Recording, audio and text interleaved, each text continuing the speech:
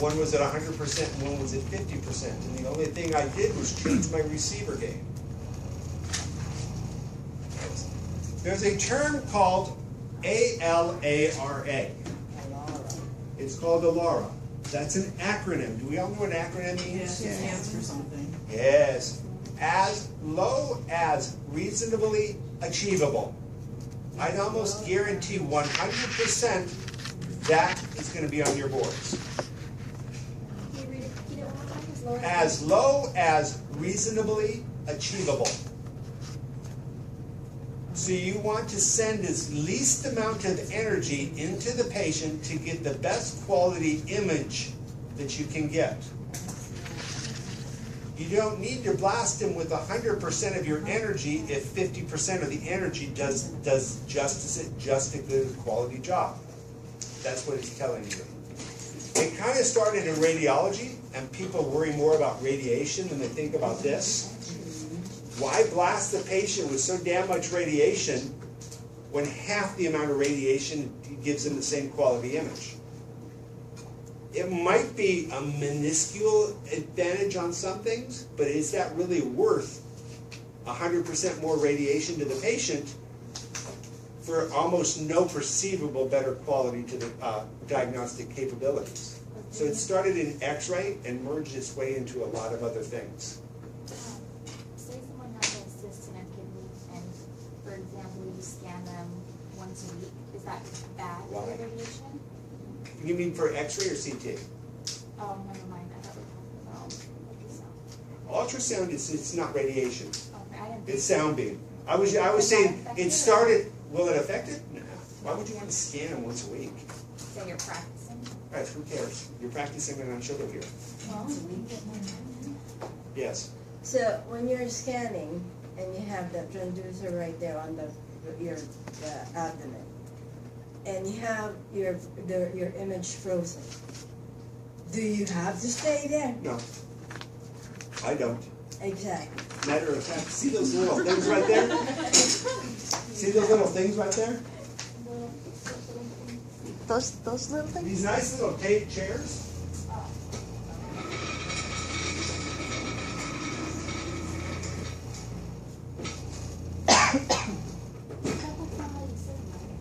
There's two ways of sitting. Who the heck did this? Oh, It's cardiovascular. No, this doesn't belong on there. It's cardiovascular problem. This is an Allen team that stocks it. I do know how much. It's over $1,000. Yeah. This is what it's designed for. See my arm? yeah. I scan. If I have to scan here, now I put it back over here. My arm's rested. Both work. You can it's also designed for you to sit like this. Or When I do my endovaginals on patients, I sit like this, and I hold the probe out like this. So now my arm is resting in a relaxed fashion. I'm not holding it like this. And by the way, I used to scan off to the side for an endovaginal, and my arm was like this. That hurts, and that hurts. I don't do it anymore. This is how I sit. I put all my patients up in stirrups. There's a reason for putting them up in stirrups. The object of doing a pelvic is to lift the free fluid, which is one of the diagnostic criteria. You'll see in clinical, those patients that don't have stirrups, raise the pelvis up. First off, you tell a patient here, I'm going to shove these 5 towels underneath your butt. Okay, well that's kind of raising your pelvis up. So if you raise the pelvis up, and there's fluid in the pelvis, where's the fluid going? It's going away from the cul-de-sac, so now you can't see it. So now you're defeating part of your purpose of why you're doing the test, to see if there's cul-de-sac fluid, because maybe the woman's here in the emergency room because she has Mittelschmerz. Right? Mittelschmerz. You know what Mittelschmerz is? No. Mittelschmerz is the pain women have when they ovulate. Oh, It hurts. No. Some women feel every single time they ovulate. They have a sharp, hard pain. And then that's when the egg ruptures, and there's a small amount of free fluid. The cyst ruptures. And that small amount of fluid can go into the cul-de-sac. It's normal. It's called Mittelschmerz, actually, the whole term. You're looking for diagnostic things. You're looking for the fluid. So why would you want to raise their buttocks up? The other thing is, sometimes when you scan, if they have an anteverted uterus, you have to take the probe that's here and point it up. Well, if you put them on a table and you're pointing it up, you now out on the table, they're sitting right here. Now you've got to dig your hand into the table and push up on the inside. I don't know about you, I've never had somebody do that, but I think that would be very painful. If I have them in stirrups, I could have it out here, and I could withdraw it and just slide it up forward so that almost none of it is in, and it's not pushing up on the whole thing. I still get the same amount of information. Makes it a lot easier and less discomforting for the female. That's why I do it. You get some people, I'm not going to sit between the legs, but it's a lot easier on their back. Well, I mean, it sounds... No, I'm saying, like, if you know what your job is gonna entail, then don't do that job if you're gonna be squeamish about it. Well, that's how I feel about it. And that's also why I stopped, because I don't want my arm like this, it's gonna hurt. I want this. My arm is rested, my arm is relaxed, it's a comfortable area, I'm not gonna hurt anything, and I can actually manipulate the transducer with one finger as it moves from one side to the other, going like this, and still get all the information I need. But if you're sitting right there and you're like there. No, I'm sitting right here, my machine is right here. Yeah. And see those nice monitors? They move off to the side. So I'm looking at my monitor right here, and this is right here, and I can do this. I set it up. I set every one of my machines up. I'll lay you off. If I walk into class, I see every one of you standing like this. She slaps you around? Good! Because you don't want to be hurting. I've had it 2 times. I've had injections in here. You want to have a long that's patient care, by the way. They make me teach you, so that's added patient care.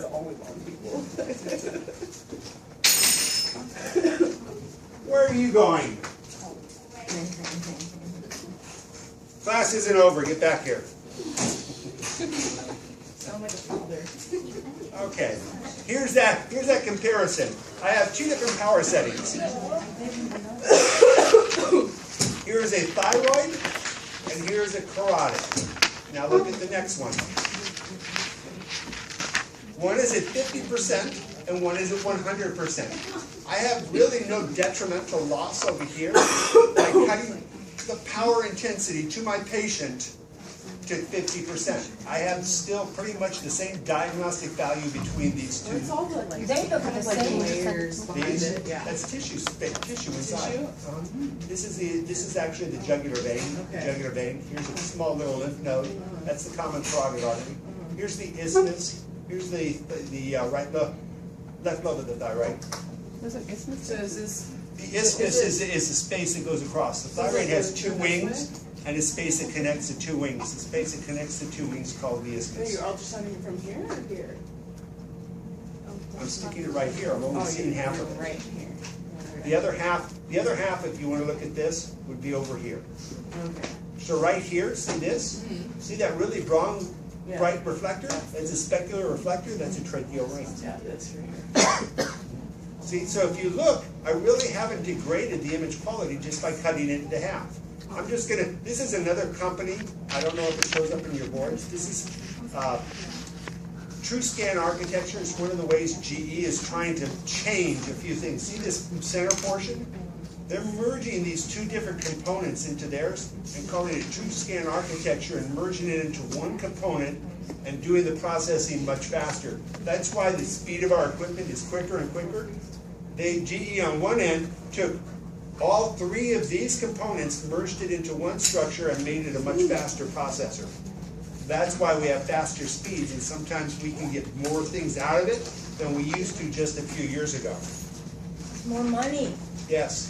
By the way, here's that transducer I told you about that's 3D. Here's your curved array transducer, and here's the motor that drives the array transducer back and forth to create the 3D image that you can now modify. That's how a live 3D works, is this. By the way, I'm going to have to play with that. That gives me an extended field of view that I can actually show you, I think. So I'm going to play with that a little later today. I just noticed it just now. Here's a machine. See that? Look at that. 1976. I've used that. I've used that. Oh my God. This over here is the transducer.